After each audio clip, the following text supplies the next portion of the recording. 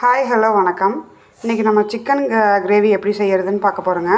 இதுக்கு நான் 3/4 kilo chicken எடுத்து நல்லா சுத்தம் பண்ணிவிட்டுங்க. அதில் கொஞ்சம் சில்லி பவுடர், உப்பு, இஞ்சி பூண்டு பேஸ்ட்டு, கொஞ்சம் தயிர் இதை போட்டு நான் மேரினேட் பண்ணி ஊற வச்சுருக்கேன். பெரிய வெங்காயம் சின்ன சைஸு ஒரு 4 வெங்காயம் கட் பண்ணி வச்சுருக்கேங்க. பச்சை மிளகாய் வந்துட்டு காரத்துக்கு ஏற்ப நான் ஒரு 6 சேர்த்துருக்கேங்க. கொஞ்சம் கருவேப்பிலை, அப்புறம் 3 தக்காளி நல்லா நீளமாக வெட்டி வச்சுருக்கேங்க.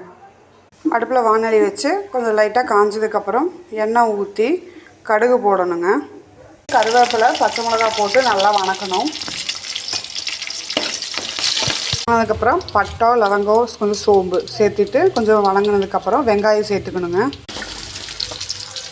வச்சுருக்க தக்காளியும் சேர்த்துக்கணுங்க. வதக்கி விடணும்.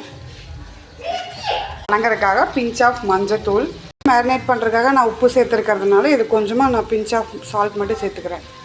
வணக்கி விட்டுட்டு ஒரு 5 நிமிஷம் மூடி போட்டு வச்சிட்டோம்னா அது கொஞ்சம் நல்லா வணங்கிடுங்க.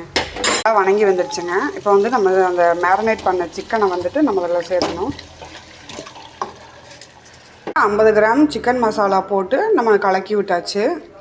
நம்ம 1/2 மூடி தேங்காய் அரைச்சி வச்சுருக்கோம், அதை ஊற்றியாச்சு. விட்டு அதே கலக்கி ஊற்றியாச்சு.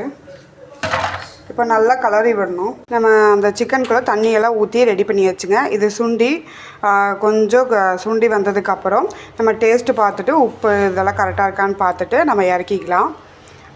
கடைசியாக சர்வ் பண்ணும்போது கொத்தமல்லி தழை போட்டு நீங்கள் சர்வ் பண்ணிக்கலாம்.